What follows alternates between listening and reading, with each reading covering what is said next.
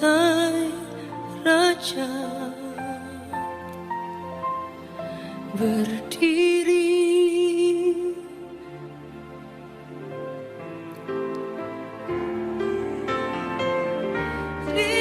ditinggikan dan dipuji. Yesus kami puja, kami sembah. We welcome you, Lord. Berdiri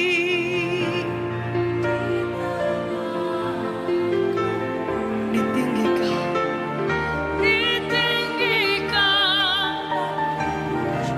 dipuji.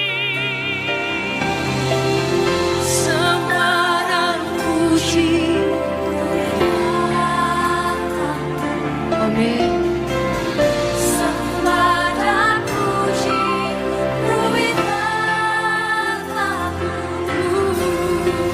sembah dan puji, Yesus Tuhan adalah Raja. Sembah dan puji. Amin. Sembah dan puji.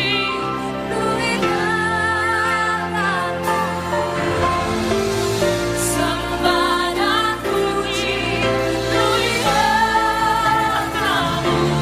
Yesus Tuhan adalah Raja. Sembah dan puji, We glorify your name, oh God. sembah dan puji,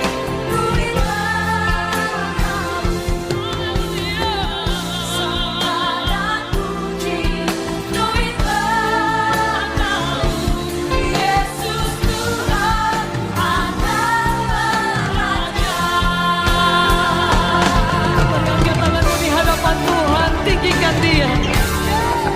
Sembah dan puji, Amin. sembah dan puji,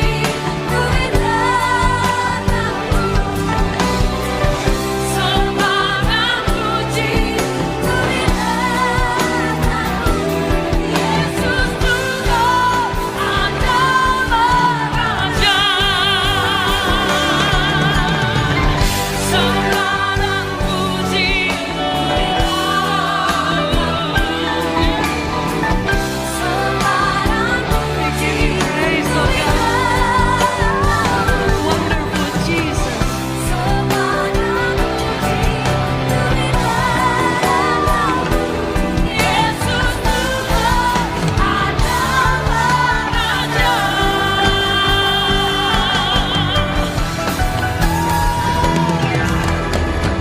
Sembah dan puji, sembah dan puji, sembah dan puji, Yesus Tuhan adalah Raja.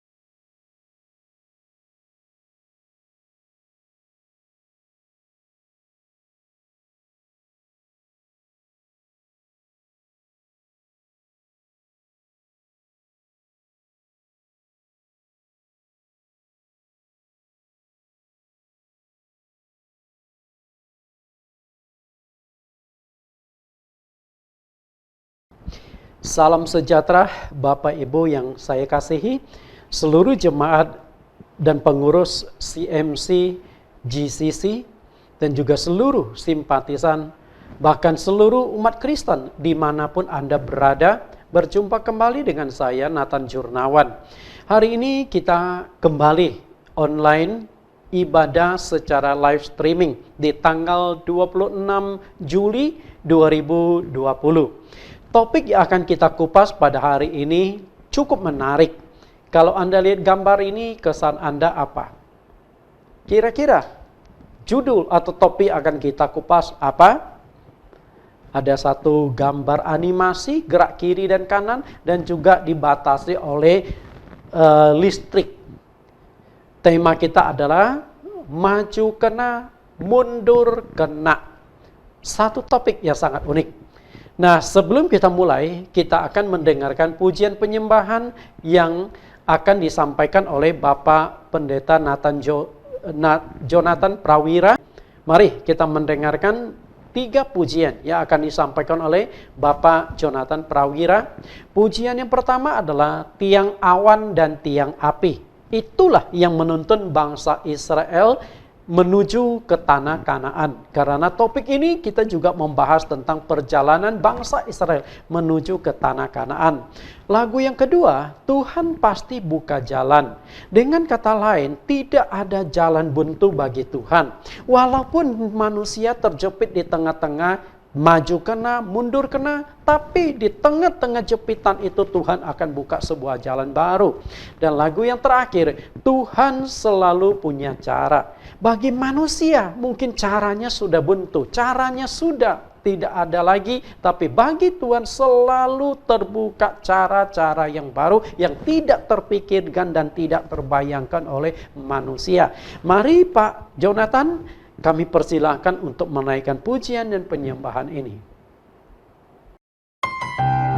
Tuhan mendatangkan tiang awan pada waktu siang dan tiang api pada waktu malam bagi umat Israel yang berjalan di padang gurun, menunjukkan Ia selalu ada dan selalu tahu cara memelihara hidup kita dengan sempurna. Ku tak perlu khawatir terhadap apapun. Tangan-Mu yang penuh kasih menopangku tanpa henti. Ku tak perlu takut untuk melangkah maju. Hadirat-Mu yang berkuasa menjagaku senantiasa, seperti tiang awan yang meneduhkan dari terik siang. Hatiku selalu tenang di dalam tangan-Mu Tuhan, seperti tiang api yang menerangi dari gelap malam. Kau menjagai hidupku dengan kebaikan-Mu.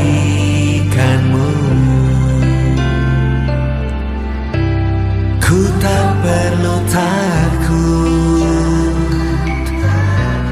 untuk melangkah maju.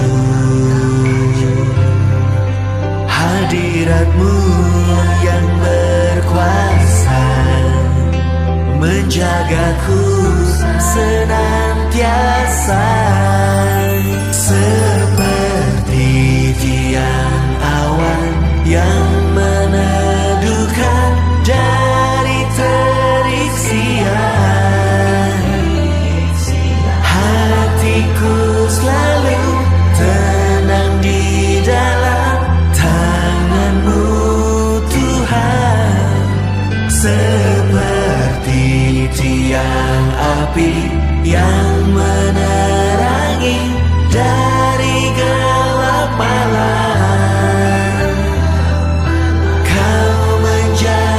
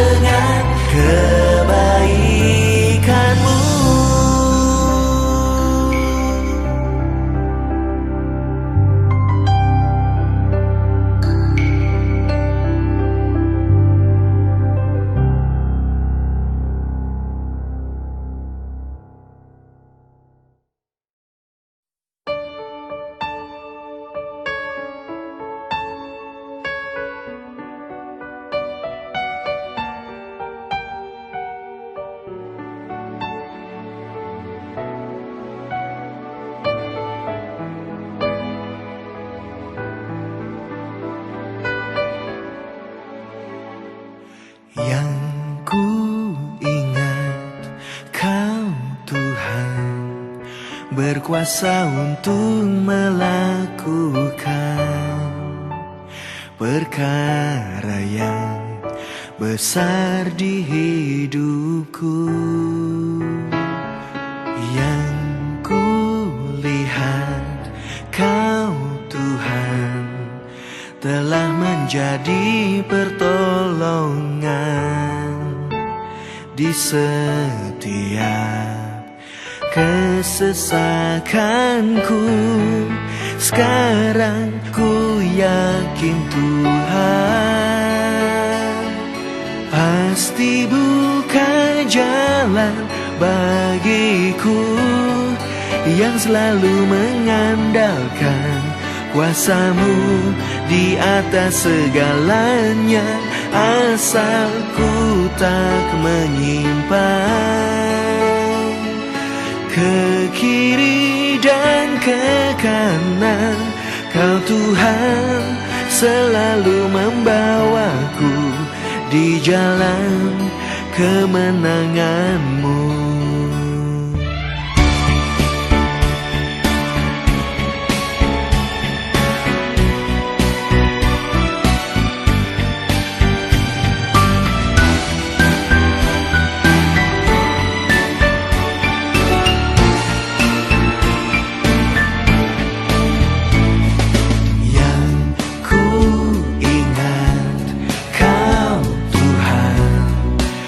Kuasa untuk melakukan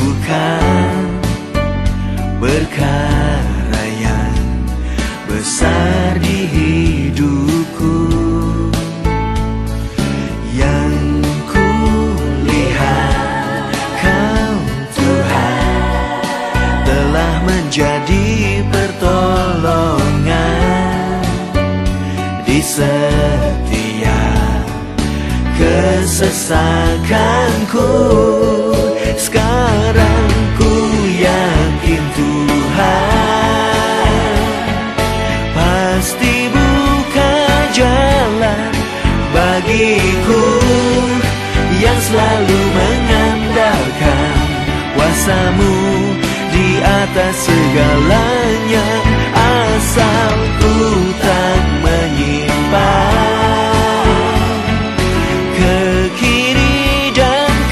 kanan.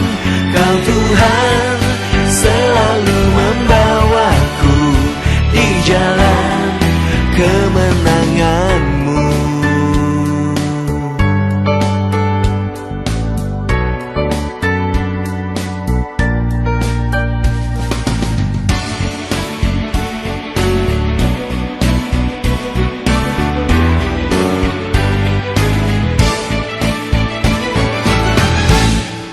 Sekarang ku yakin Tuhan pasti buka jalan bagiku, yang selalu mengandalkan kuasa-Mu di atas segalanya, asal ku tak menyimpang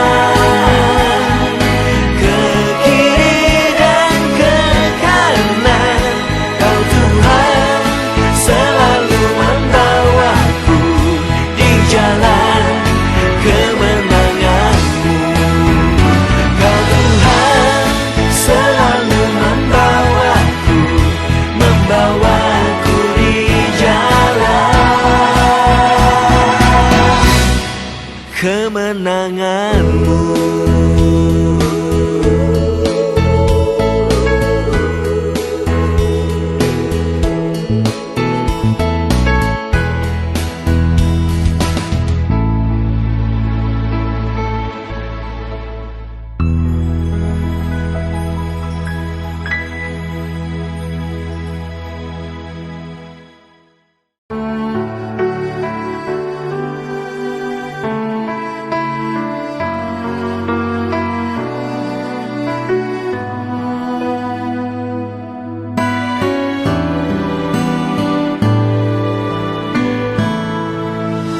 Kau selalu punya cara untuk menjagaku, senantiasa ada di dalam rencanamu Tuhan.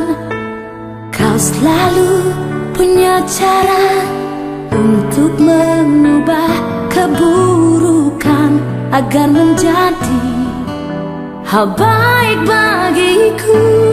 Bila gunung di hadapanku tak jua berpindah, Kau berikanku kekuatan untuk mendakinya. Ku lakukan yang terbaikku, Kau yang selebihnya. Tuhan selalu punya cara membuatku menang pada akhirnya.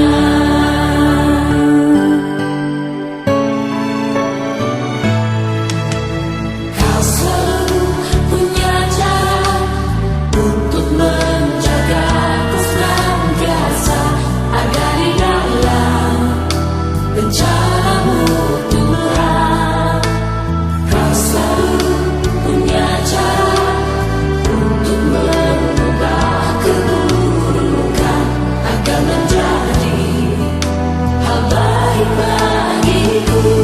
Bila gunung di hadapanku tak jua berpindah, Kau berikanku kekuatan untuk mendakinya.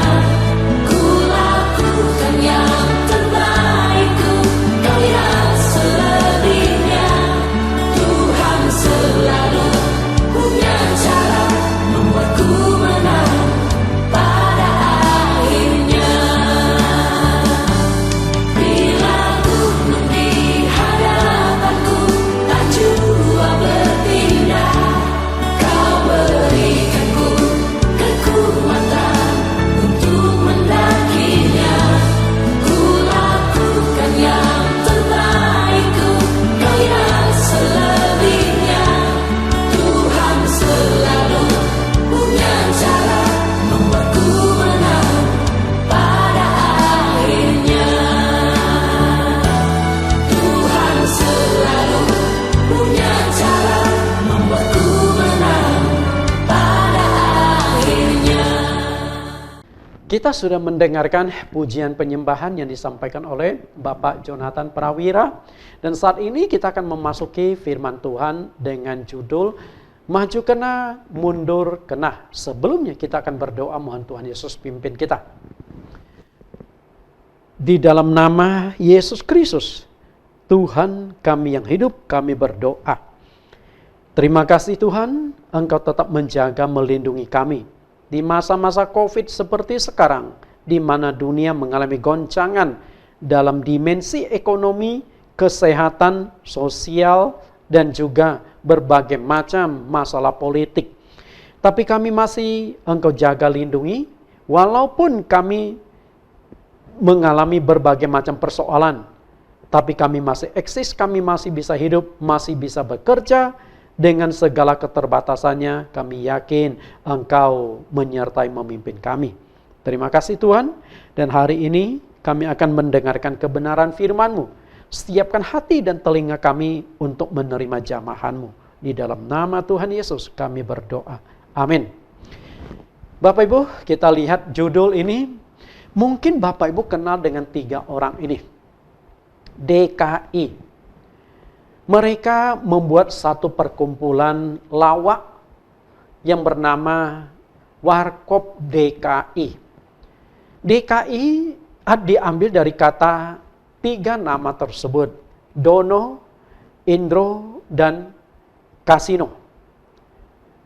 Mereka pernah membuat sebuah film lawak dengan judul Maju Kena, Mundur Kena. Walaupun judul khotbah saya hari ini sama, tentu saya tidak berinspirasi mengambil khotbah ini dari mereka. Saya hanya memberikan kutipan judul di sini. Kita akan lihat masalah maju kena dan mundur kena ini. Dalam hidup ini, kita seringkali mengalami suatu situasi dan kondisi yang serba salah. Dan kita terjepit di tengah-tengahnya. Hal inilah yang sering dikenal dengan istilah maju kena, mundur kena. Ketika kita sudah terjepit, kemana kita akan pergi, kemana kita akan melangkah. Nah, perhatikan beberapa foto berikut ini adalah gambaran yang menunjukkan situasi dan kondisi maju kena, mundur juga kena. Karena saya ingin menunjukkan bahwa hidup manusia memang seringkali mengalami kondisi demikian. Nah, ini dia. Lihat gambar ini, dua orang naik sepeda motor, lalu memanggul sebuah tangga bambu yang di tengah-tengah itu sudah ada pembatas-pembatasnya. Yang belakang ini berkata, lu ngerem, kita selesai. Artinya mereka harus berjalan beriringan. Tidak boleh ada yang lebih cepat atau lebih lambat. Karena kalau lebih cepat atau lebih lambat, apalagi ngerem, dua-duanya pasti bermasalah. Karena itulah maju kena, mundur juga kena. Tapi tetap harus ada jalan, harus tetap bergerak. Atau gambar yang satu ini. Lu ngerem, kita tamat bro. Ini satu sepeda motor dinaikin sepuluhan orang. Ketika motor itu berjalan dengan konstan, mungkin masih lumayan aman. Begitu direm, pasti yang di belakang ini bermasalah. Motor itu bisa jumpalitan. Karena itu serba salah. Maju terus, kapan berhentinya? Begitu mereka berhenti, itu pasti berjatuhan semuanya. Oke, ini gambar-gambar lucu. Tapi gambar lucu ini menggambarkan situasi kehidupan kita seperti itu. Nah, atau gambar yang satu ini. Maju ke tilang, mundur ke lindas. Nah, ini biasa nih, saya tidak tahu apakah Anda pernah termasuk yang kelompok begini. Naik bus, melewati busway pakai sepeda motor. Tahu-tahu di depannya ada polisi. Mau maju, pasti kena tilang punya. Tapi kalau mau mundur, di belakang, busway menghadang, mau kemana? Mau menyeberang kiri dan kanan, jelas nggak bisa karena ada pagar pembatas. Nah, inilah yang namanya maju kena, mundur juga kena. Kalau ini kan masalah cari sendiri ya, tidak taat pada peraturan. Nah, atau ini, bersatu kita teguh, bercerai kita kena 500.000. Kalimatnya juga cukup unik-unik. Kalau rame-rame mungkin polisi juga bingung mau tilang siapa. Tapi begitu Anda mulai pisah satu-satu, ya habis satu-satu ditilang oleh polisi. Inilah gambar-gambar lucu. Namun di sini menjadi pertanyaan kita, sebenarnya kita ini mau maju atau mau mundur? Kan harus ada kejelasan. Yuk mau maju atau yuk mau mundur? Karena permasalahannya maju salah, mundur juga salah. Nah, ini gambar ini pun sama. Kita lihat seekor bangau sedang menggigit seekor katak. Nah, si katak sedang mencekik leher dari bangau. Nah, ini juga maju kena, mundur kena. Serba salah. Jika katak itu melepaskan cekikannya di lehernya si burung itu, dia akan ditelan. Tapi kalau dia kalau dia tidak melepaskan, maka dia akan digigit terus. Sama juga bangau ini. Kalau dia lepaskan, katak itu akan kabur. Kalau dia tidak lepaskan, dia akan mati juga dicekik sama katak ini. Nah, inilah maju kena, mundur kena. Serba salah. Ini salah, itu juga salah. Tapi kita kan tidak bisa stagnan seperti ini. Kita harus mencari solusi atau mencari jalan keluar tersebut yang disebut dengan istilah solusi. Harus ada solusi. Setiap masalah, setiap persoalan, setiap jepitan, jalan buntu, tetap harus ada solusi. Nah, inilah khotbah yang paling menarik hari ini. Di saat Anda terjepit, maju kena, mundur kena, solusinya apa? Disinilah kehadiran campur tangan Tuhan untuk menyelesaikan setiap persoalan itu sangat-sangat penting. Mari kita kupas masalah maju kena, mundur kena ini. Ternyata di dalam Alkitab banyak kasus, contoh-contoh kasus atau peristiwa serba salah ini. Maju kena, mundur juga kena. Artinya terjepit di tengah-tengah ini. Tapi kan nggak mungkin terjepit dibiarkan. Harus ada solusi, jalan keluarnya seperti apa.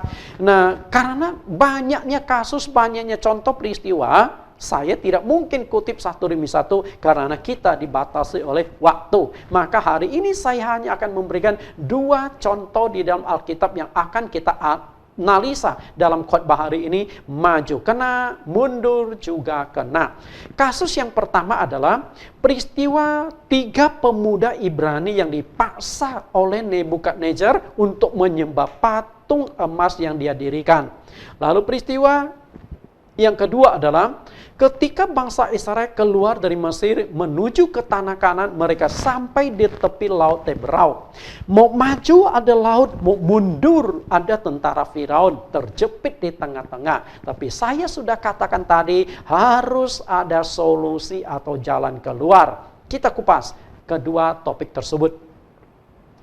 Yang pertama adalah 3 pemuda Ibrani yang dipaksa menyembah patung emas yang didirikan oleh Nebukadnezar. Kita tentu pernah membaca kitab Nabi kitab Nabi Daniel. Nah, di dalam kitab Nabi Daniel itu menceritakan tentang hancurnya bangsa Israel dikuasai oleh kerajaan Romawi. Oleh kerajaan Nebukadnezar, kerajaan Babel. Nah, setelah itu banyak anak-anak muda yang ditawan oleh Raja Nebukadnezar dari tanah Israel, tanah Kanaan, ke tempat mereka berada, yaitu di kerajaan Babel. Banyak jumlahnya itu ribuan. Walaupun jumlahnya ribuan, tetapi di dalam kitab Daniel hanya memunculkan 4 tokoh muda yang memiliki pengaruh luar biasa di dalam kitab Daniel dan di dalam sejarah kerajaan Babel ini, yaitu Daniel, Sadrak, Mesak, dan Abednego. Kita lihat kisahnya. Satu ketika Raja Nebukadnezar mempunyai ide yang agak aneh, tapi dikatakan aneh juga tidak, karena dia punya kerinduan menyembah Tuhan. Tapi Tuhan mana yang harus disembah? Lalu muncullah idenya mendirikan sebuah patung besar. Patung besar. Patung ini seluruhnya terbuat dari emas. Jadi berapa ratus kilo atau berapa ratus ton emas yang dipakai untuk membuat patung itu kita tidak tahu, karena di Alkitab tidak dirincikan. Nah, di Alkitab hanya merincikan ukuran dari patung tersebut.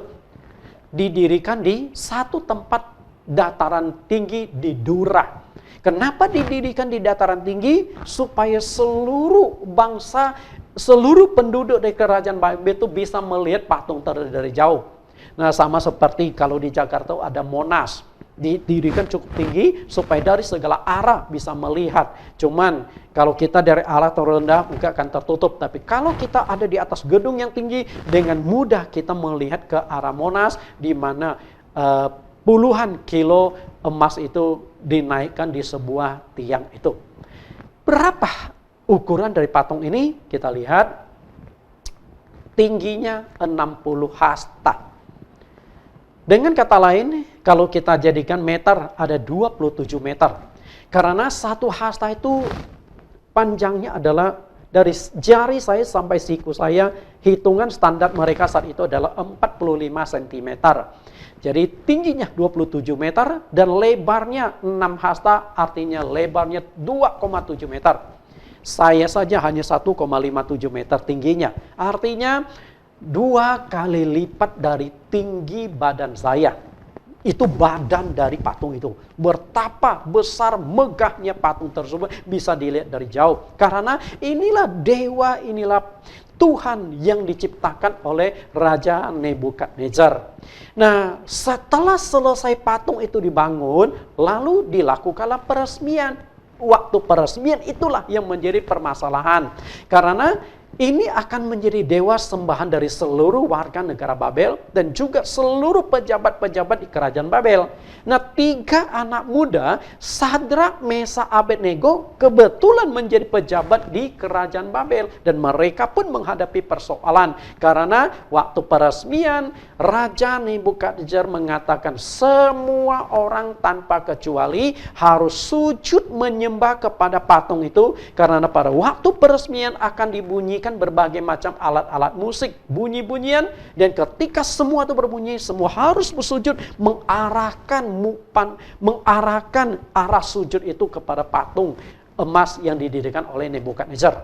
Nah, disinilah persoalannya muncul. Persoalannya adalah, coba kita lihat dulu ayatnya, Daniel pasal 3 ayat 3 sampai ayat yang ke-6.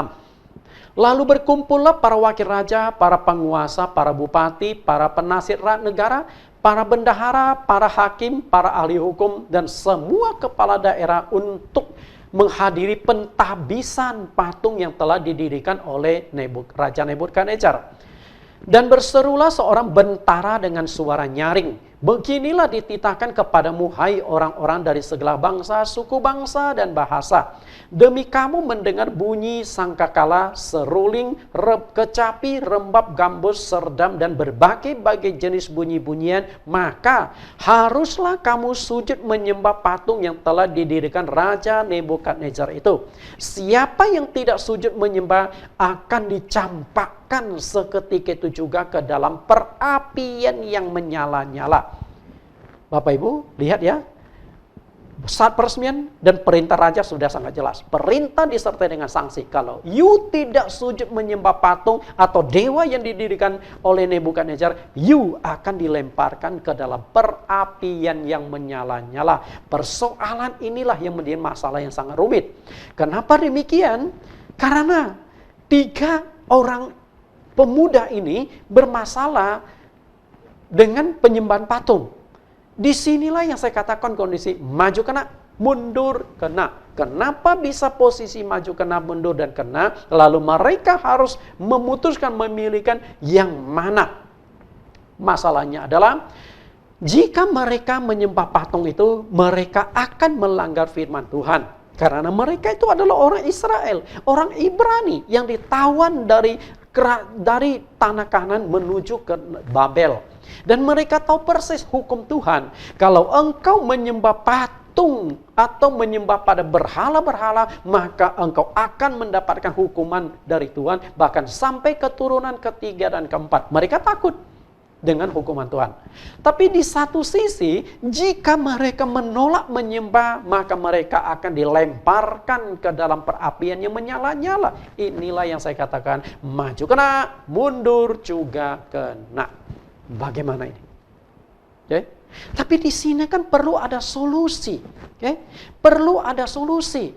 Mereka tidak bisa stagnan. Mereka harus segera mengambil keputusan. Karena Nebukadnezar sedang menantikan keputusan dari mereka. Apakah akan menyembah atau menolak penyembahan itu. Bahkan mereka itu diberikan keistimewaan oleh Raja Nebukadnezar setelah peresmian. Saat peresmian mereka nggak nyembah. Ketahuan. Nah lalu dipanggil di hadapan Nebukadnezar. Nebukadnezar berkata, oke, saya beri kesempatan yang terakhir. Kalau kalian mendengar bunyi-bunyi seperti itu lagi, kalian sujud menyembah sekarang di depanku. Apa yang harus mereka lakukan? Mereka tidak bisa menunggu, harus ambil keputusan. Dan setiap keputusan yang mereka ambil itu ada konsekuensinya masing-masing. Kalau Anda sebagai orang Kristen, apa yang Anda lakukan? Pasti ujung-ujungnya Anda akan berkata, lah Tuhan kan maha kasih, maha pengampun, dan maha tahu. Betul? Dan kondisi dilematis ini seringkali dihadapi oleh orang Kristen. Terutama waktu pernikahan dan waktu perkabungan. Khususnya waktu perkabungan. Kadang-kadang ini orang Kristen. Tapi ayahnya belum Kristen, saudara-saudaranya belum Kristen, dan mereka memaksa yang sudah Kristen sembahyang hiyo. Atau kalau acara caima, mereka harus kelilingi peti ikuti acara caima. Sehingga mereka sering tanya kepada saya, Pak Nathan, kami boleh ikut apa enggak?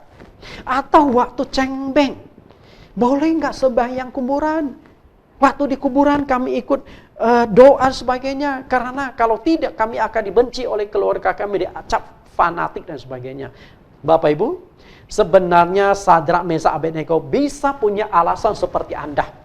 Mereka bisa berkata, Tuhan kan maha kasih, maha pengampun, Tuhan bisa memaklumilah. Okay? Tapi kita lihat keputusan apa yang mereka ambil. Ini dia. Daniel pasal 3 ayat 16 sampai 18. Ini keputusan tekad dari 3 anak muda ini. Lalu Sadrak, Mesak, dan Abednego menjawab Raja Nebukadnezar, tidak ada gunanya kami memberi jawab kepada Tuanku dalam hal ini. Jika Allah kami yang kami puja sanggup melepaskan kami, maka ia akan melepaskan kami dari perapian yang menyala-nyala itu dan dari dalam tanganmu ya Raja. Tetapi seandainya tidak, Hendaklah tuanku mengetahui ya raja bahwa kami tidak akan memuja dewa tuanku dan tidak akan menyembah patung emas yang tuanku dirikan. Itu luar biasa. Satu keputusan yang cukup berani, satu keputusan yang cukup nekat yang mereka ucapkan di hadapan Raja Nebukadnezar. Dan ketika mereka ucapkan tekad mereka ini, mereka sendiri belum yakin loh, oke? Dan belum dapat garansi loh. Tuhan tidak membisikkan, Tuhan tidak berkata, oke, kalian melawan saja Raja, saya akan lindungi kalian. Enggak. Saat itu mereka juga pasrah. Artinya, kami menyerahkan keputusan ini ke dalam tangan Tuhan, bukan ke dalam tangan manusia. Inilah contoh bagaimana menyelesaikan solusi dengan iman kepada Tuhan. Keputusan mereka bulat. Okay? Kalau Tuhan yang kami sembah tidak menyelamatkan kami bertiga sudah siap dibakar oleh api. Artinya mereka sudah pasrah. Yang penting mereka tidak melanggar firman Tuhan. Inilah yang saya katakan iman dan ketaatan yang luar biasa. Kalau orang Kristen punya ketaatan dan punya iman seperti ini, saya katakan Tuhan pasti memberkati. Tuhan pasti turun tangan mempermuliakan engkau. Tapi bagaimana engkau punya iman seperti ini? Ini yang jadi persoalan. Oke, kita lihat. Begitu mendengarkan keputusan dari 3 anak muda ini, raja murka sekali. Okay? Raja marah sekali. Lalu raja memberikan keputusan, saya yakin jika kita tetap beriman dan setia memegang kebenaran firman Tuhan, Tuhan pasti turun tangan menolong umat yang menaruh harapan kepadanya. Inilah yang kita sebut sebagai iman. Hal ini terbukti. Tuhan hadir di tengah-tengah ketiga anak muda itu dengan cara yang sangat ajaib. Bagaimana caranya? Kita lihat bagaimana kisah selanjutnya. Lihat di ayat 19. Setelah mendapatkan jawaban dari 3 anak muda ini, Nebukadnezar marah sekali. Lalu dia perintahkan prajuritnya, panaskan api itu 7 kali lipat. Api yang awalnya saja sudah pasti menghancurkan atau menghanguskan tubuh 3 orang ini. Apalagi ditambah 7 kali lipat, saya tidak tahu berapa panasnya api itu. Karena jika kita memasak air panas bisa mencapai 100 derajat. Air panas loh, oke? Bukan apinya loh. Jika air panas bisa 100 derajat, mestinya apinya itu ada 300-400 derajat. Baru bisa membuat panas menjadi 100 derajat. Lalu dikali 7 kali lipat. Itu panasnya api itu nggak kebayangkan, pasti ribuan kali ribuan derajat suhu derajat. 3 anak muda ini setelah itu diikat. Okay. Setelah diikat, lalu prajurit yang badannya kuat, gagah perkasa, disuruh untuk mengangkat tubuh 3 anak muda yang sudah terikat itu, dicampakkan ke dalam api yang menyala-nyala. Namun apa yang terjadi? Api itu membakar mati prajurit yang membawa 3 anak muda itu ke perapian. Padahal mereka itu belum masuk ke api loh. Mereka masih ada di luar api. Tapi api dengan jarak tertentu sudah bisa membuat mereka mati terpanggang. Apalagi masuk ke dalam api. Dalam sekejap kematian itu terjadi. Disinilah jalan buntu Tuhan bukakan. Ketiga anak muda ini malah lolos. Setelah mereka dicampakkan ke dalam perapian, mereka kemudian berjalan, bukan mati, bukan terbakar, tapi mereka asik mengelilingi api yang menyala-nyala, yang suhunya mencapai ribuan derajat. Mereka berjalan. Dan yang uniknya, yang dicampakkan ke dalam api 3 orang, tapi yang sedang berjalan mengelilingi api itu ada 4 orang. Karena Tuhan hadir di tengah-tengah anak muda ini, melindungi, menjaga mereka, sehingga api yang begitu dahsyat tidak bisa membakar mereka. Oke? Luar biasanya di sini. Pertentangan antara hukum negara dengan hukum Tuhan. Ini terjadi di Nebukadnezar. Hukum negara yang dikeluarkan oleh Nebukadnezar, karena dia sendiri adalah hukumnya, dia adalah rajanya. Kalian harus sujud menyembah para dewaku. pada Tuhanku. Kalau tidak, kalian akan dicampakkan ke dalam perapian yang menyala-nyala. Tapi di sisi ini sah lain, ada hukum Tuhan. Hukum Tuhan dengan jelas mengatakan, jangan engkau membuat patung bagimu menyerupai apapun, dan jangan sujud menyembah kepada patung itu, karena itu benda berhala. Tuhan tidak mau kita menyembah berhala.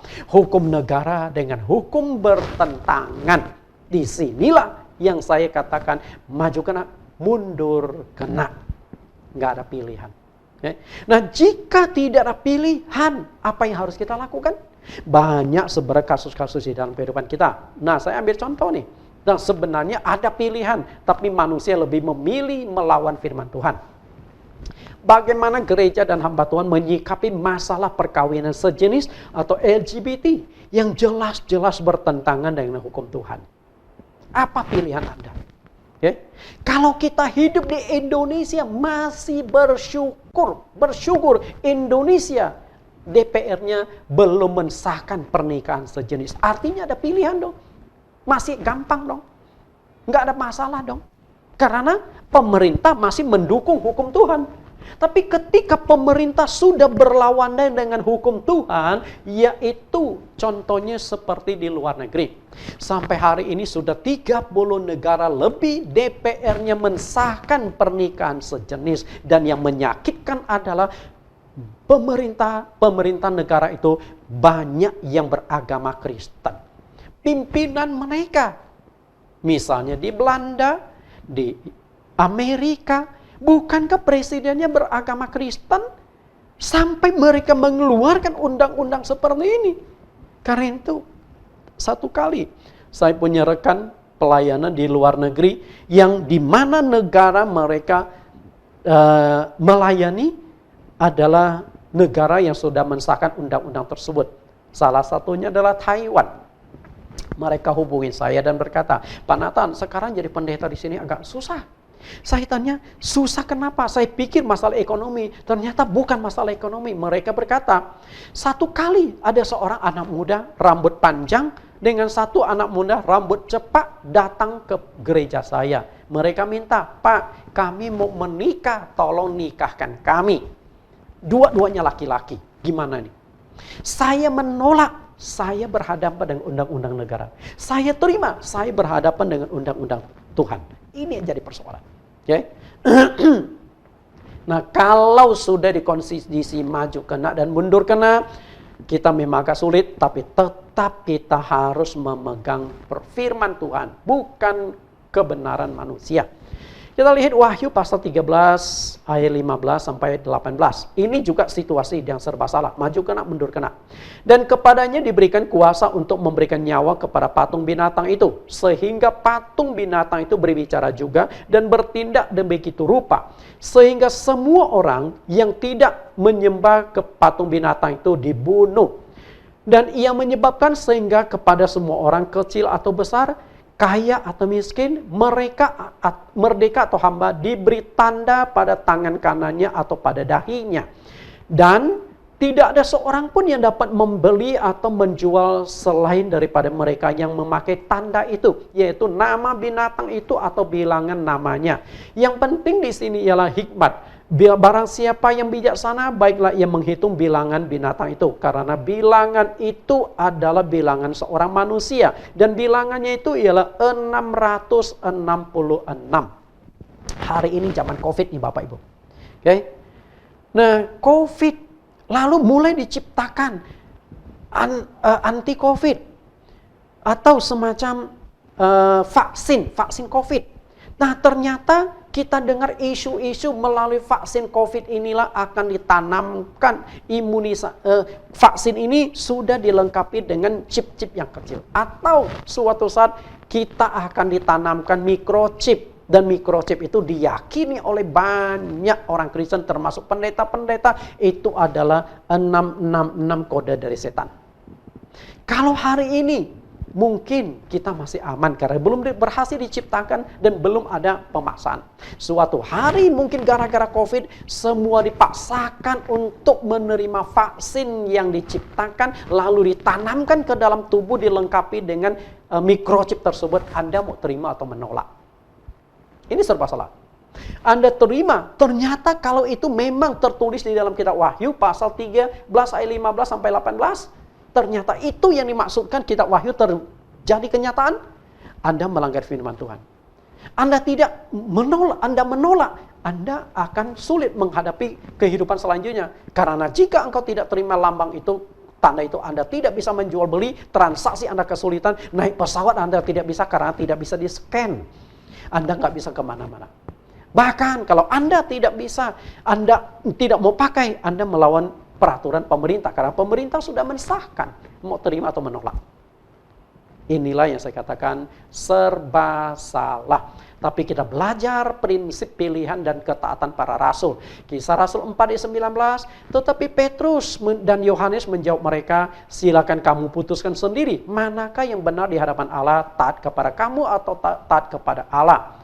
Pasal yang kelima ayat 28, 29. Katanya, dengan keras kami melarang kamu mengajar dalam nama itu. Namun ternyata kamu telah memenuhi Yerusalem dengan ajaranmu dan kamu hendak menanggung darah orang itu kepada kami.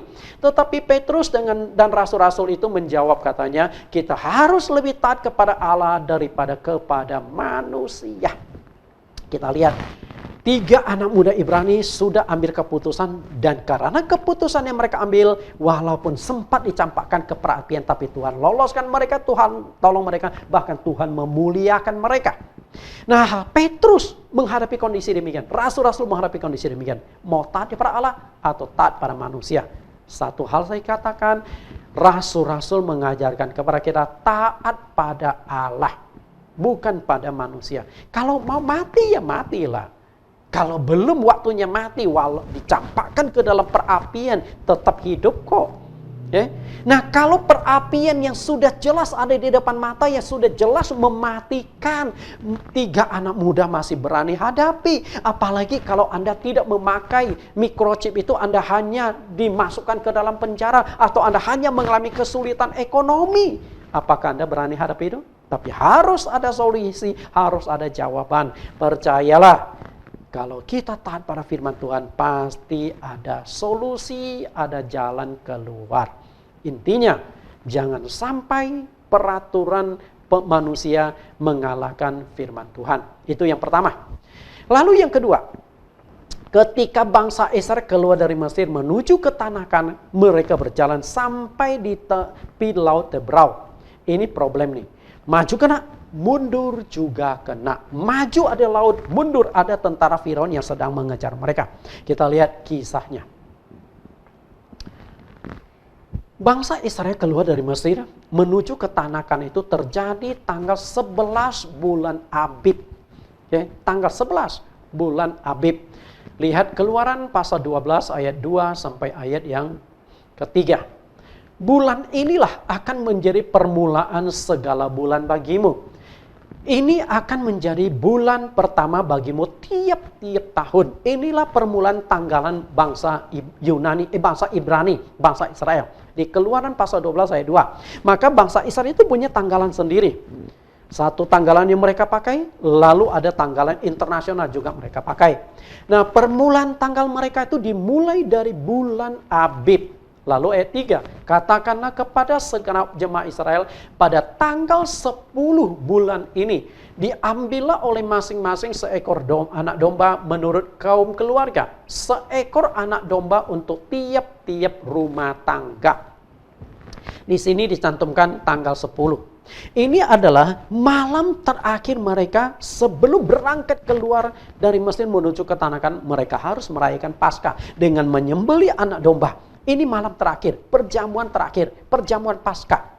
Karena besoknya mereka harus segera buru-buru meninggalkan Mesir menuju ke tanah Kanaan. Besok pagi sudah harus berangkat. Artinya mereka berangkatnya jatuhnya adalah tanggal 11 di bulan Abib. Dan yang namanya bulan Abib, jika kita cocokkan dengan tanggalan internasional, jatuhnya itu sekitar bulan Maret dan April. Itulah bulan Maret dan April bangsa Israel keluar dari Mesir menuju ke tanah Kanaan. Kita lihat lagi masalah bulan Abib ini.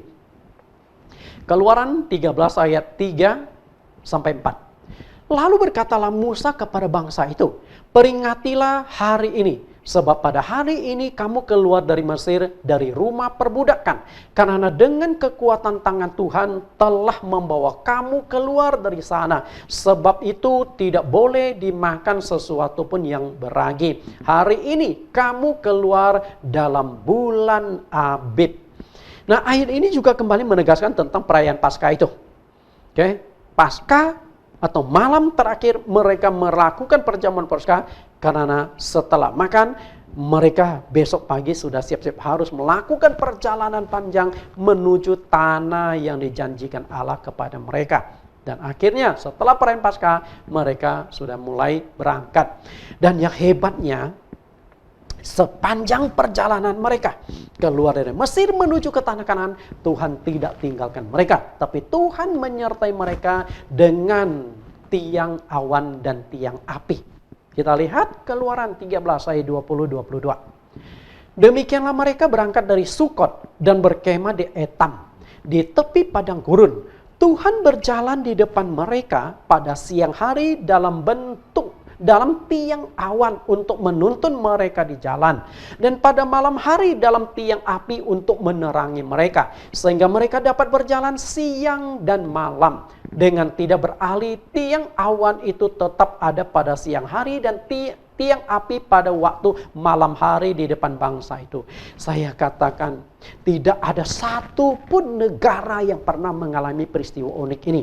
Di dalam sejarah, satu-satunya negara yang pernah alami adalah negara Israel, bangsa Ibrani, di mana penyertaan Tuhan itu begitu nyata.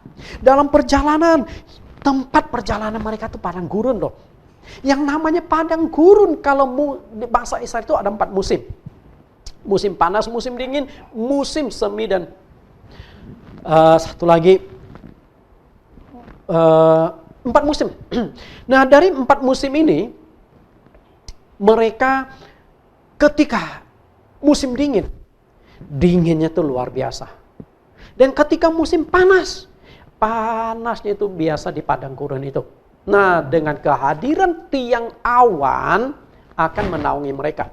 Saya percaya tiang awan itu bukan sebuah tiang yang kecil, tapi tiang awan itu sebuah tiang yang besar, yang lebar, yang bisa menutupi mereka, sehingga mereka berjalan di bawah awan yang menaungi mereka, tertutup, menutup matahari, sehingga mereka tetap adem. Kalau tidak, mereka pasti mati kepanasan dan kehausan di padang gurun itu. Dan ketika malam hari, mereka kan tidak bisa melihat, tapi karena belum ada listrik, Bapak Ibu. Nah, tapi saat itu muncullah tiang api, dan saya yakin tiang api pun cukup besar sehingga bisa menerangi mereka dalam jarak yang jauh. Bapak Ibu yang saya kasihi, 4 musim. Musim dingin, musim panas, musim gugur, dan musim semi, Tuhan selalu hadir di tengah-tengah mereka. Tuhan selalu menyertai mereka dengan tiang awan dan tiang api, karena mereka berada di padang gurun bukan 1-2 tahun, 40 tahun. Artinya 40 kali mengalami pergantian musim, 4 musim itu. Tuhan selalu hadir, Tuhan selalu menyertai mereka. Kita lihat Keluaran 14 ayat 9. Adapun orang Mesir, segala kuda dan kereta Firaun, orang-orang berkuda dan pasukannya mengejar mereka dan mencapai mereka pada waktu mereka berkemah di tepi laut, dekat Pi Hahirot, di depan Baal Zephon. Ketika Firaun telah dekat, orang Israel menoleh, maka tampaklah orang Mesir bergerak menyusul mereka. Lalu sangat ketakutanlah orang Israel dan mereka berseru-seru kepada Tuhan. Perhatikan, ini persoalan. Inilah yang saya katakan, maju kena, mundur kena. Kalau mereka mau maju, ini di depan laut, mereka pasti mati karena banyak yang tidak bisa berenang. Anak-anak kecil, hewan-hewan tidak bisa. Sedangkan kalau mereka mau mundur, tentara Firaun dengan jumlah 600 kereta perang mengejar mereka, prajuritnya ribuan, pasti menangkap mereka, bahkan membunuh mereka yang mau dianggap melarikan diri, berontak. Disinilah terjepit. Maju kena, mundur kena. Tapi yang namanya Tuhan tidak ada istilah kejepit. Walaupun jalan buntu bagi Tuhan, tidak ada jalan buntu, Tuhan bisa buka jalan bagimu. Walaupun engkau mengatakan habis sudah, aku sudah tidak ada solusi, sudah tidak ada jalan, tapi bagi Tuhan selalu ada jalan. Percayalah. Dan kita lihat bagaimana Tuhan membuka jalan. Bagaimana bangsa Israel reaksi mereka ketika menghadapi kondisi serba kejepit seperti ini. Dan reaksi demikian saya yakin juga terjadi pada diri kita ketika kita dalam keadaan kejepit. Ada 3 reaksi yang dimunculkan oleh bangsa Israel. Kita baca ketiga reaksi tersebut. Keluaran 14 ayat 10. Ketika mereka telah dekat, orang Israel menoleh, maka tampaklah orang Mesir bergerak menyusul mereka. Lalu sangat ketakutanlah orang Israel dan mereka berseru kepada Tuhan. Reaksi yang pertama adalah mereka berteriak-teriak ketakutan menghadapi kondisi, karena takut menghadapi kematian. Oke? Gimana lagi? Ini nyawa lo taruhannya. Maju, mati tenggelam. Mundur, mati terbunuh. Apa yang harus kau pilih? Menghadapi kondisi demikian, ketakutan itu muncul. Saya yakin saat ini kalau Anda sedang terjepit, Anda juga penuh dengan ketakutan. Saya tidak tahu permasalahan Anda apa, dan bagi Anda mungkin ini sudah jalan buntu, dan ketika jalan buntu engkau mulai takut, engkau mulai berteriak-teriak kepada Tuhan. Tapi percayalah, ada solusi dari Tuhan. Lalu reaksi yang kedua, ayat yang ke-11. Dan mereka berkata kepada Musa, apakah karena tidak ada kuburan di Mesir, maka engkau membawa kami mati di padang gurun ini? Apakah yang kau perbuat ini terhadap kami dengan membawa kami keluar dari Mesir? Reaksi yang kedua adalah menyalahkan Musa sebagai pemimpin mereka. Indonesia, pemerintahnya juga dipermasalahkan. Masalah COVID ini pusing. Bukan Indonesia, semua kepala negara di dunia dipersalahkan. Mau lockdown disalahkan. Mau mencabut lockdown disalahkan. Kalau Indonesia mau melakukan PSBB disalahkan, dianggap menghalangi. Mau mencabut juga dianggap salah. Serba salah. Ya itulah tanggapan manusia. Sebagai pemimpin rohani pun sama. Kepemimpinan kita belum tentu bisa menyenangkan jemaat yang kita pimpin. Ada saja reaksi-reaksi mereka. Lalu reaksi yang ketiga ada di ayat 12. Bukankah ini telah kami katakan kepadamu di Mesir? Jangan mengganggu kami. Biarkan kami bekerja pada orang Mesir. Sebab lebih baik bagi kami untuk bekerja pada orang Mesir daripada mati di padang gurun ini. Reaksi yang ketiga adalah teringat zona kenyamanan. Mereka membandingkan masa lalu dengan saat ini. Padahal Musa sudah menjanjikan pada mereka, Tuhan sudah menjanjikan, kalian akan mendapatkan tanah Kanaan. Tanah yang berlimpah susu dan madunya. Tapi mereka tidak melihat ke depannya, tidak mengejar ke depan, tapi mereka nikmat dengan zona nyaman ini. Artinya meninggalkan zona kenyamanan itu tidak mudah. Banyak orang tidak bisa maju. Banyak orang stagnan. Banyak orang tidak berhasil. Karena zona kenyamanan itu mengikat mereka. Jika engkau ingin pelayananmu berhasil, engkau tinggalkan zona kenyamanan itu. Jika engkau ingin usahamu sukses, tinggalkan zona kenyamananmu itu. Karena dengan meninggalkan zona kenyamanan akan ada perubahan. Walaupun awalnya perubahan itu menyakitkan. Tuhan memanggil Abraham. Tuhan berjanji akan memberkati Abraham. Tuhan berjanji akan membuat keturunan Abraham banyak. Tapi dengan satu syarat, tinggalkan zona kenyamananmu. Tinggalkan kampung halamanmu, Ur Kasdim.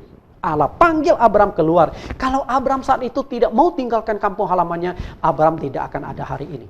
Tidak ada bangsa Ibrani hari ini. Tidak ada bangsa Israel hari ini. Semua itu dimulai dari meninggalkan zona kenyamanan. Nenek moyang mereka, Abraham, berhasil meninggalkan zona kenyamanan. Dan mereka ternyata disertai dituntun oleh Tuhan.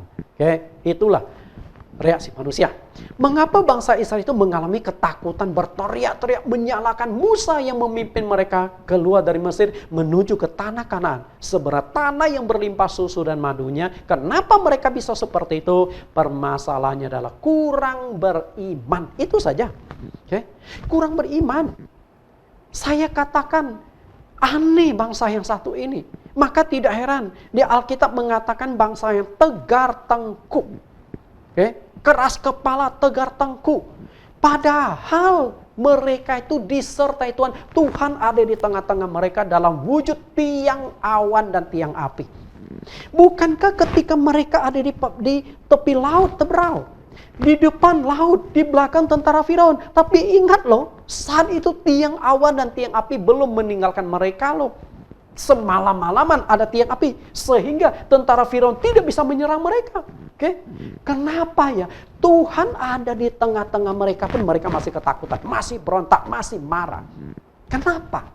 Apalagi hari ini kita tidak melihat Tuhan secara menyatakan diri secara langsung begitu nyata seperti bangsa Israel. Kalau Tuhan hadir di tengah-tengah mereka saja, mereka tidak percaya, tidak bersandar kepada Tuhan. Apalagi kita hari ini. Tuhan tidak tampak di depan kita. Kita punya iman enggak? Percaya enggak bahwa ada solusi?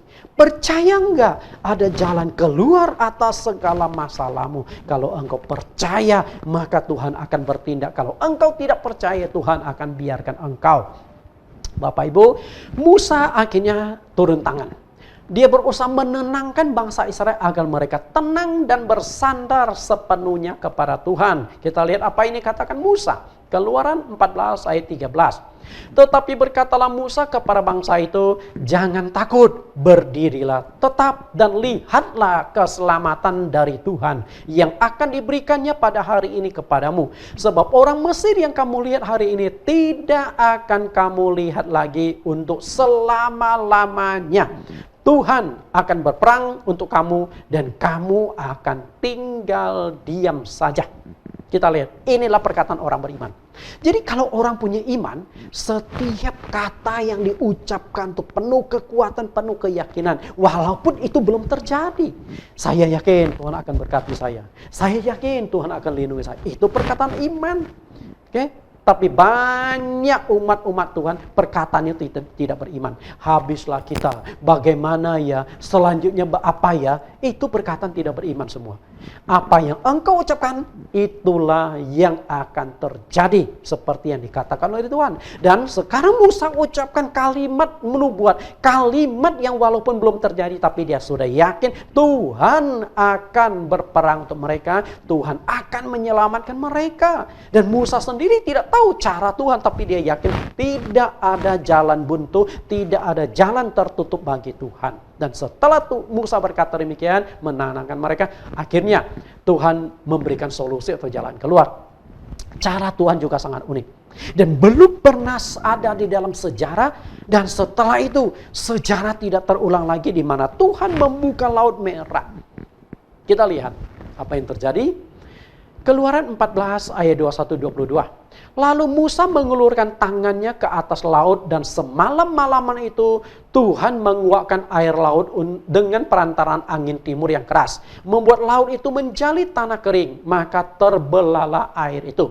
Demikianlah orang Israel berjalan dari tengah-tengah laut ke tempat kering. Sedang kiri dan kanan mereka air itu sebagai tembok bagi mereka. Inilah yang saya katakan, bagi Tuhan tidak ada jalan buntu. Bagi manusia, maju kena, mundur kena. Tapi bagi Tuhan, maju terus, pantang mundur. Jadi beda ya, prinsip manusia dengan prinsip Allah. Prinsip manusia, maju kena, mundur kena. Prinsip Tuhan, maju terus, pantang mundur. Karena Tuhan akan membuka jalan bagimu. Setiap jalan yang tertutup, setiap jalan yang buntu, Tuhan bisa bukakan kau. Bagi manusia yang dilihat itu jalan buntu, tapi bagi Tuhan yang dilihat itu adalah kuasa, mujizat pasti terjadi.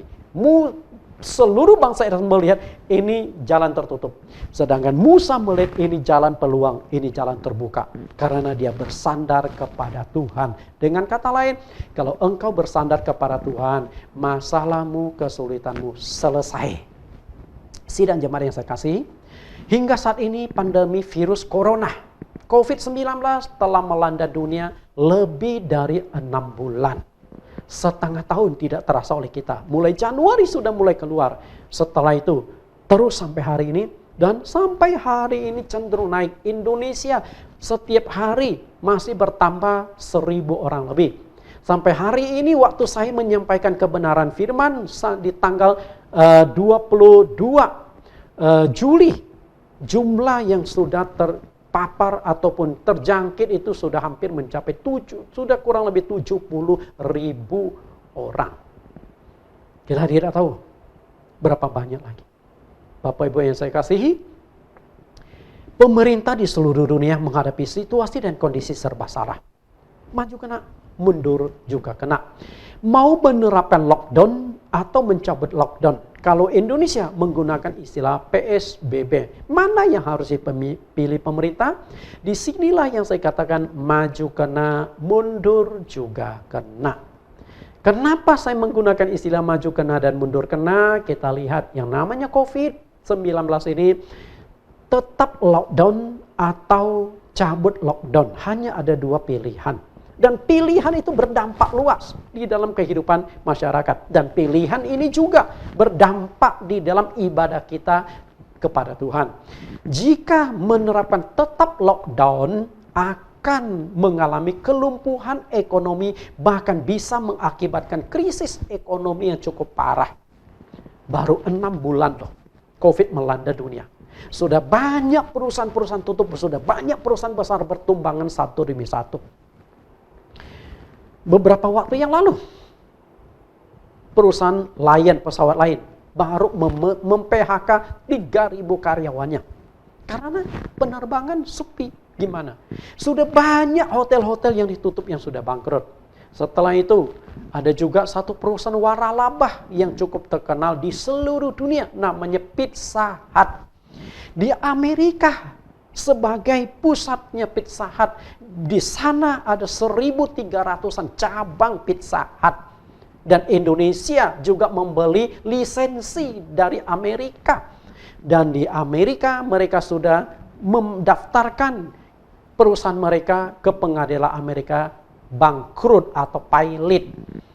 Nah kalau mereka pilot, berarti utang-utang yang mereka harus bayar itu harus ada solusi keluar. Apakah dihapus atau bagaimana atau keringanan atau apa kita tidak tahu. Artinya mereka tidak sanggup lagi beroperasi karena pembeli sepi. Dan di Indonesia sendiri kita lihat Pizza Hut.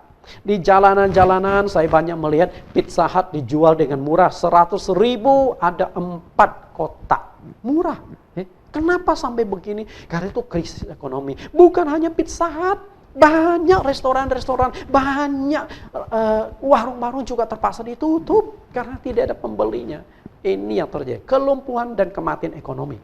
Jika terus ditetapkan lockdown atau PSBB, dampak ekonomi mengerikan. Kita tidak tahu.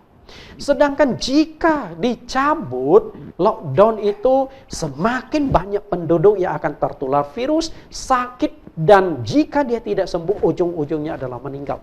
Sampai hari ini, sudah lebih dari 10 juta penduduk di seluruh dunia kena, dan yang meninggal sudah di atas 1 juta. Kita tidak tahu bagaimana. Sekarang kita lihat di Indonesia sendiri. Dari sejak awal pemerintah Indonesia tidak menggunakan istilah lockdown. Karena ada protokol dalam lockdown, dan itu nggak gampang. Ketat. Indonesia itu penduduknya tuh nggak bisa diketat seperti itu. Pasti demo, pasti berontak. Makanya Indonesia memilih istilah yang lebih longgar, yaitu PSBB.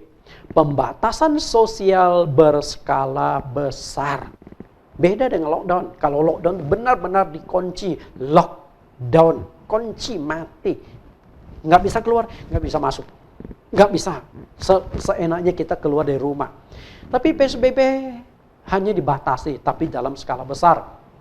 Nah, yang menjadi persoalannya adalah dengan pembatasan ini. Kalau pembatasan ini dicabut, pemerintah Indonesia sudah mencabut.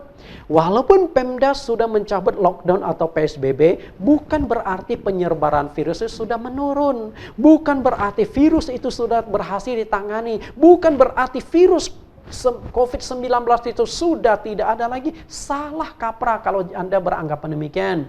Kondisi di dunia dan Indonesia itu masih cenderung menaik secara signifikan. Kenapa pemerintah mengambil keputusan itu? Demi menyelamatkan ekonomi. demi menyelamatkan ekonomi. Makanya bagi anak-anak dan orang tua diusahakan jangan banyak keluar. Karena itulah hari ini jika kita mau beribadah, anak-anak dengan orang tua berumur 50 tahun ke atas diharapkan tidak beribadah, tetap beribadah di rumah.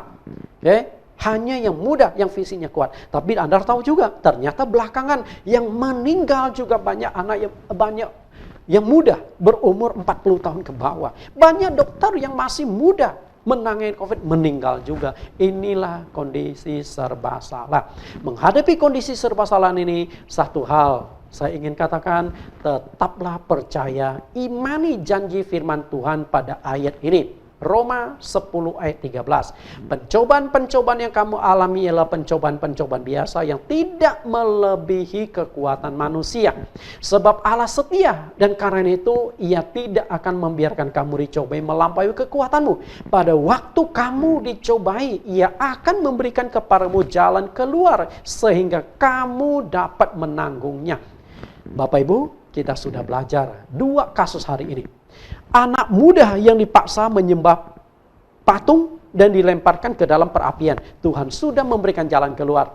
Bangsa Israel yang ada di padang gurun di tepi laut Tebrau, maju karena ada air laut, mundur juga karena ada tentara Firaun. Tapi Tuhan memberikan jalan keluar dengan membuka air laut itu menjadi jalan bagi mereka. Percayalah, mungkin saat ini engkau sedang buntu. Ekonomimu hancur, kesehatanmu bermasalah, engkau frustrasi. Percayalah Tuhan akan menolongmu. Bersandar kepadanya. Tidak ada gunanya engkau berfrustrasi. Tidak ada gunanya engkau mendumel. Tidak ada gunanya engkau mengoceh. Tidak ada gunanya engkau marah-marah. Gunakan lututmu bersujud berdoa kepada Tuhan. Maka Tuhan akan membuka jalan bagimu. Tuhan akan berikan kekuatanmu sehingga engkau sanggup menghadapi semuanya. Di saat COVID seperti sekarang, percayalah berkat Tuhan akan mengalir ketika engkau bersandar dan percaya Tuhan. Tidak ada mustahil bagi Tuhan. Oke? Tuhan sanggup memberkati engkau meskipun di masa yang sulit, di masa COVID yang terus melanda dunia, Tuhan sanggup memberkati. Jika Tuhan sanggup memelihara bangsa Israel di padang gurun 2 juta orang kurang lebih 40 tahun. Mereka tidak menuai, tapi 40 tahun lamanya Tuhan mencukupi mereka. Air dicukupi pada di padang gurun yang sulit air. Makanan Tuhan cukupi. Tuhan turunkan mana setiap hari. Dan ketika mereka kepingin makan daging, Tuhan kirimkan banyak burung puyuh sampai mereka makan puas. Artinya apa? Di masa COVID seperti sekarang, percayalah, janji Tuhan, engkau pasti diberkati. Tuhan Yesus memberkati kita sekalian. Kita akan mendengarkan, kita akan berdoa dulu. Setelah itu kita akan mendengarkan pengumuman dan doa syafaat dari Bapak Pendeta James. Mari kita tundukkan kepala kita akan berdoa. Tuhan dan Juru Selamat kami yang hidup, terima kasih kesempatan bagi kami mendengarkan firman-Mu. Maju kena, mundur juga kena. Inilah yang dialami oleh banyak manusia di dalam kehidupannya. Serba salah. Tapi setelah mendengarkan kebenaran firman hari ini, ternyata bagi Tuhan tidak ada istilah maju kena, mundur juga kena. Bagi Tuhan hanya ada satu istilah, maju tak gentar, gentar tak maju.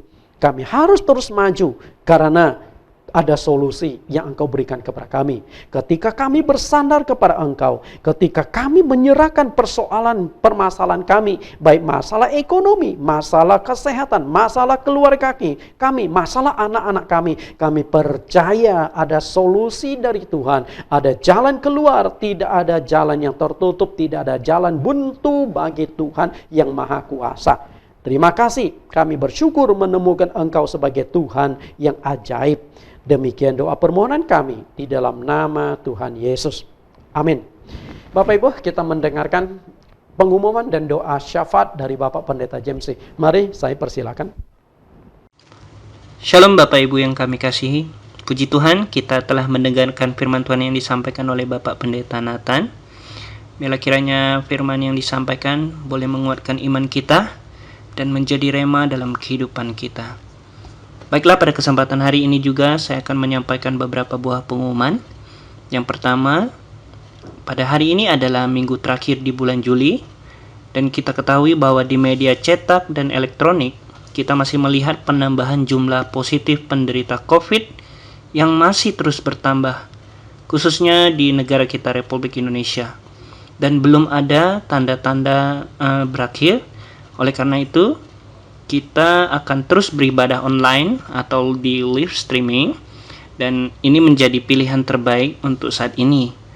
Apalagi mengingat kebanyakan jemaat CMC JCC rata-rata masih di atas usia yang 50 tahun ke atas. Pengumuman kedua, untuk tetap memelihara iman jemaat dalam masa yang sulit dan kondisi social distancing, maka Gembala CMC JCC memberikan khotbah-khotbah pendek yang berdurasi lebih kurang 30 menit. Dan ini akan disiarkan lewat YouTube setiap hari Rabu dengan tema membangun karakter Kristiani. Tema ini juga terdiri dari 7 episode. Rabu ini pada tanggal 29 Juli, judul yang ke-6 ini akan ditayangkan di YouTube dengan tema ada penghakiman atas karakter manusia. Yang ketiga, berhubung kegiatan kunjungan atau visitasi ke rumah jemaat belum bisa dijalankan, maka bagi jemaat yang punya masalah dan kesulitan dan membutuhkan konsultasi, dapat menghubungi Bapak Gembala dengan nomor pribadi di 0856 9495 3333. Untuk pengumuman keempat, bagi jemaat yang ingin mendalami topik Roh Kudus, bisa mengikuti acara di aplikasi Zoom di acara Renew Everyday setiap hari Selasa malam hari pada pukul 7. Demikian pengumuman yang saya sampaikan. Tapi sebelum kita menutup ibadah kita, saya mau mengajak kita untuk bersama-sama berdoa dan kita mengakhiri ibadah kita. Bapa kami yang ada di dalam kerajaan surga, pada kesempatan hari ini Tuhan, bersama saudara-saudara kami seiman yang kami kasihi, kami bersatu hati, kami berdoa, kami memohon kepadamu Tuhan, biarlah kiranya wabah COVID-19 yang sedang melanda dunia dan negara kami Republik Indonesia ini dapat segera berakhir dari kehidupan kami ya Tuhan. Kami berdoa biarlah kiranya para ilmuwan dan para tim dokter dapat segera menemukan obat dan vaksinasi yang dapat digunakan Tuhan. Sehingga berkuranglah dampak yang dapat dialami oleh masyarakat ya Tuhan. Begitu juga dengan kondisi krisis ekonomi ya Tuhan yang sedang melanda dunia. Kami berdoa biarlah kiranya krisis ekonomi dapat segera berakhir Tuhan. Kami boleh bekerja seperti sedia kala. Kami boleh beraktivitas seperti sedia kala. Kami boleh mencari nafkah seperti sedia kala. Kami berdoa buat pemerintahan kami yang kami yakini ya Tuhan, bekerja siang dan malam di bawah kepemimpinan Bapak Jokowi. Biarlah kiranya Tuhan berikan hikmat, akal budi dan kebijaksanaan daripada surga, sehingga beliau dan tim yang berada di bawah pemerintahannya dapat segera menemukan solusi yang terbaik dan yang tepat di dalam menangani COVID-19 ini ya Tuhan. Kami berdoa biarlah kiranya para tim dokter yang berada di garis terdepan dapat bekerja dengan maksimal. Oleh karenanya kami memohon kepadamu Tuhan, berikan perlindungan yang ekstra, berikan penghiburan, berikan kesehatan, sehingga mereka dapat bekerja dengan maksimal dalam melayani masyarakat ya Tuhan. Kami juga berdoa Tuhan, dalam beberapa waktu ini Tuhan kami merindukan untuk memiliki sebuah gedung ibadah Tuhan. Dengarkan doa dan seruan kami ya Tuhan. Kami yakin dan percaya pada suatu saat nanti Tuhan akan menyediakan apa yang kami inginkan untuk memiliki sebuah gedung ibadah yang permanen. Kami boleh bersama-sama bersuka cita memuji dan memuliakan nama-Mu Tuhan. Terpuji nama-Mu Tuhan. Kami juga rindu Tuhan buat teman-teman kami yang sedang terbaring sakit, dapat segera Tuhan pulihkan. Seperti Bapak Tan Eliazar ya Tuhan yang sedang mengalami stroke dan sekarang sedang mengalami pemulihan oleh karena mujizat-Mu Tuhan. Kami yakin dan percaya Tuhan akan memberikan pemulihan yang total, sehingga beliau dapat kembali lagi bersama-sama kami bekerja dengan para tim pengurus untuk memuji, untuk memuliakan nama-Mu Tuhan. Kami berdoa juga buat Bapak Ameng yang kami kasihi, di dalam nama Tuhan Yesus, biarlah asam lambung yang sedang dialami boleh sembuh dengan sempurna ya Tuhan. Terpujilah namamu Tuhan. Kami tak lupa berdoa buat Ibu Lilis yang sedang bekerja sebagai tim dokter di garis terdepan.